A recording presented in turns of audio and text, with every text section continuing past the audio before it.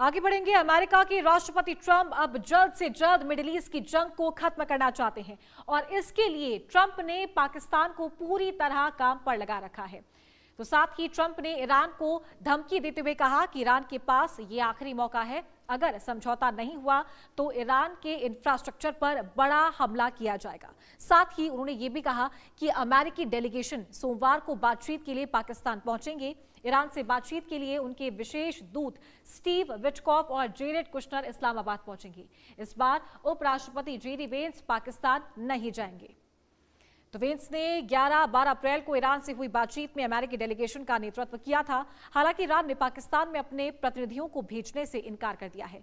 Iran ने साफ कहा कि जब तक हॉर्मुज में अमेरिका की नाकेबंदी जारी रहेगी तब तक पाकिस्तान में बातचीत के लिए कोई डेलीगेशन नहीं जाएगा।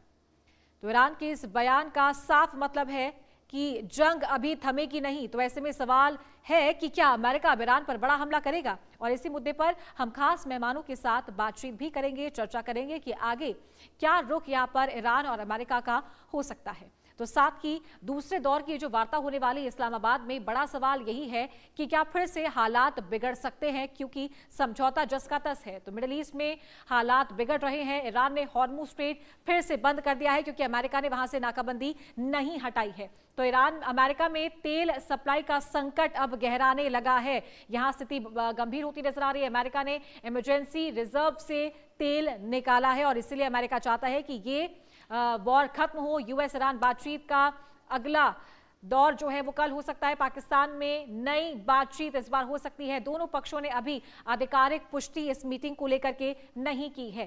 तो अमेरिका जहाजों को ईरान धमकी दे रहा है।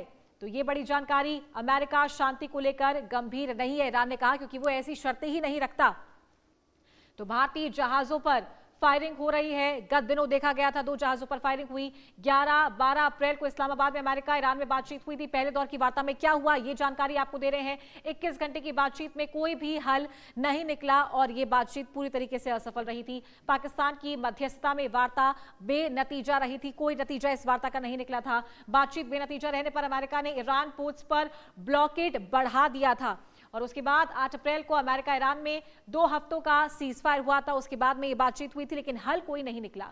तो 11-12 अप्रैल को इस्लामाबाद में अमेरिका और ईरान की बातचीत तो हुई थी, लेकिन जहां अमेरिका की तरफ से ये कहा गया कि ईरान समझौता करने पर तैयार नहीं है, तो वहीं ईरान की तरफ से ये कहा गया कि अमेरिका ऐसी शर्तें रख रहा है जिस पर समझौता नहीं हो सकता। परमाणु संवर्धन की अगर बात करें तो अमेरिका चाहता है कि पूरा जो यूरेनियम है वो ईरान अमेरिका को सौंप दे, जिसके लिए ईरान ने मना कर दिया है। साथ ही बात हो रही है स्ट्रेट ऑफ हॉर्मुज की, जहां अमेरिका चाहता है कि पूरा कंट्रोल जो है वो ईरान से ले लिया जाए। ईरान किसी भी तरीके से स्ट्रेट ऑफ हॉर्मुज को कंट्रोल ना करे, सभी जहाजों के लिए उसे खोल दिया जाए। और फिर बात आती है लेबनान इजराइल की, जो कि हम देख सकते हैं कि लगातार जो हमले हैं वो इजराइल की तरफ से लेबनान पर जारी हैं और उसे सीज फायर में शामिल नहीं किया गया था। तो अब हालात और बिगड़ते हुए नजर आ रहे हैं। अमेरिका क्यों ये युद्ध जल्द से जल्द खत्म करना चाहता है। हालांकि नुकसान यहां पर अमेरिका को भी हुआ है,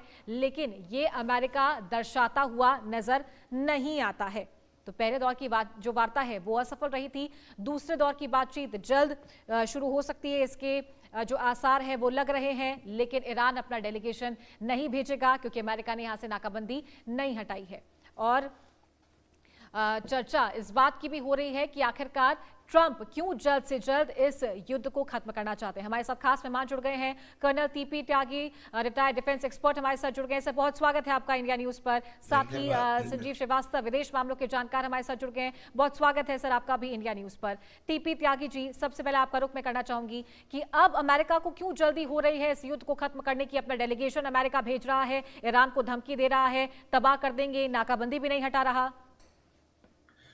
देखिए, इस वक्त जो अमेरिका कर रहा है वो ठीक कर रहा है। इस वक्त क्या कारण है कि उसने सबसे पहले ईरान के शिप को, उन्होंने नेवल ब्लॉकेड लगाने से पहले ही कह दिया था कि कोई भी जहाज जो ईरान के डॉक में जाएगा या वहां से आ रहा होगा उसको हम सबसे पहले फाइंड करेंगे, उसके बाद में बोर्ड करेंगे, उसके बाद सर्च करेंगे, उसके बाद सीज करेंगे। इसके लिए उन्होंने सफिशिएंट 6 घंटे का समय दिया, वो नहीं माने, उनके इंजन रूम में गोली मारी, होल हो गया, उसको सीज कर लिया, अब वो अमेरिका के कब्जे में है। अब वो ईरान चिल्लाता रहे कि साहब ये डकैती है, अगर ये डकैती है तो जिन जहाजों पे ईरान ने हमला किया क्या वो डकैती नहीं थी? तो ये तो एक दूसरे के काउंटर आर्गुमेंट होते हैं। अब वो ये कह रहे हैं कि साहब हम तो उसमें भाग नहीं लेंगे जब तक अमेरिका नेवल ब्लॉकेड नहीं हटाएगा। यह बात समझने की ये है कि जो अमेरिका कर रहा है, मैं समझ रहा हूँ वो ईरान के लिए नहीं, वो चाइना के लिए कर रहा है। याद कीजिए पिछली बार भी ईरान ने यही कहा था कि हम भाग नहीं लेंगे, हम नहीं आ रहे हैं जब तक हमारी मांगे नहीं मानी जाएंगी। लेकिन जब ईरान के साउथ पार्थ गैस फील्ड के ऊपर अटैक हुआ, खास तौर पे उसके पेट्रोकेमिकल प्लांट पे, और चूंकि ये गैस फील्ड आधा कतर में भी है, तो ईरान ने कतर पे अटैक किया। तब चाइना के कान खड़े हो गए कि अरे अगर ये सोर्स खत्म हो गया तो मेरे पास तो तेल और गैस आना ही बंद हो जाएगा। तो उन्होंने ईरान को कहा कि आप भाग लीजिए, उन्होंने ईरान को फोर्स किया, तब ईरान आया। अब यहाँ भी यही सिचुएशन है। क्या कह दिया डोनाल्ड ट्रंप ने? ये कह दिया कि मैं पावर प्लांट्स और ब्रिजेस के ऊपर हमला करूंगा। पहले B1 ब्रिज पर हमला कर चुके हैं, वो ये वही ब्रिज है जिससे चाइना की सप्लाई जाती थी, और अब प्लांट के ऊपर हमला करेंगे तो दोनों को संदेश, रशिया को बुशर पावर प्लांट का क्योंकि वो ऑपरेट करता है रशिया, और बाकी पावर प्लांट चाइना के गैस और तेल से कनेक्टेड, लिहाजा चाइना फिर दोबारा उसे प्रेस करेगा कि जाइए और भाग लीजिए। ऐसा मुझे लगता है कि ये होने वाला है। ठीक है संजीव जी, क्या रणनीति आपको लग रहा है कि इस बार पाकिस्तान की होगी? क्योंकि पहले जो दौर की वार्ता हुई थी वो असफल रही थी, लेकिन दोनों देशों के द्वारा फ्लेक्सिबिलिटी दिखाई गई थी, और जैसा कि त्यागी जी ने अभी बताया कि ईरान ने पहले भी मना किया था, लेकिन पर वो जा सकता है क्योंकि वो भी युद्ध खत्म करना चाहता है। और ईरान की तरफ से ये समझौता की जो शुरुआत थी ये देखा गया था स्ट्रेट ऑफ हॉर्मुज को जब उसने खोल दिया था अमेरिका के नाकेबंदी के बावजूद भी। तो क्या लग रहा है आपको? देखिए, जैसा कि अभी त्यागी सर ने कहा, मैं मानता हूं कि चाइना की भूमिका अहम रही थी, और आने वाले समय में भी ईरान की इस्लामिक रिजीम को, वहां की सरकार को फिर से नेगोशिएटिंग टेबल पर लाने में चाइना एक बड़ी भूमिका निभा सकता है। और चाइना और जहां तक पाकिस्तान का जो आपने पूछा है, देखिए पाकिस्तान की जो भूमिका है एक वेन्यू प्रोवाइडर, एक मैसेंजर से ज्यादा मैं आज भी नहीं देखता। और पाकिस्तान की जो क्रेडिबिलिटी है वो जाहिर है कि वो अपनी क्रेडिबिलिटी के अनुसार जितना वो कर सकता है वो कर रहा है। लेकिन इस पूरे युद्ध के जो भी विषय हैं वो इतने कॉम्प्लेक्स हैं, वो इतने जटिल हैं कि इसके जो आउटकम्स हैं उसको पाकिस्तान जैसा राष्ट्र डिटरमिन नहीं कर सकता, उसको ज्यादा वो गहरे तरीके से प्रभावित नहीं कर सकता। वो मैसेजेस यहाँ वहां जरूर कर सकता है, और जो कि वो कर भी रहा है।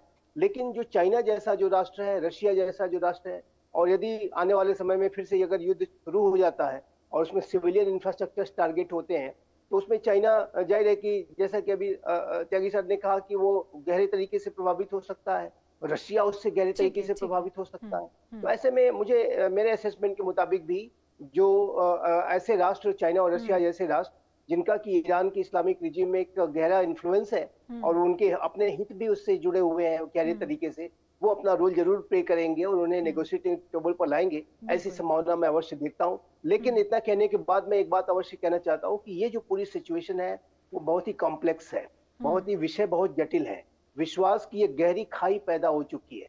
तो ऐसे में इस पूरी गहरी खाई को भर पाना इतना आसान भी नहीं होने जा रहा है, और संभव है कि ये जो वार्ताओं का जो दौर एक लंबा भी हो सकता है, और ऐसी स्थितियों में जो वॉलेटिलिटी है वहां पर एक लंबे समय तक प्रोलॉन्ग्ड सिचुएशन हो सकती है। तो उसके लिए हमारे अपने राष्ट्र को भी तैयार रहना होगा, और जो कि मेरा विश्वास है कि हमारी सरकार इस दिशा में लगातार कार्य कर रही है कि किस तरीके से हम अपने अल्टरनेट एनर्जी इंपोर्ट्स के जो डेस्टिनेशंस हैं उसको और अधिक सशक्त और मजबूत बनाएं, सप्लाई चेन्स को स्थापित करें, ताकि जो अगर ये प्रोलॉन्ग सिचुएशन आती है तो उससे हम अपनी एनर्जी जो सप्लाईज है उसको इंश्योर कर पाए। इस बारे में भी हमें लगातार अपने प्रयास करने होंगे। ठीक है, चलिए समय की कमी है पर आप दोनों का बहुत बहुत शुक्रिया हमारे साथ जुड़ने के लिए। और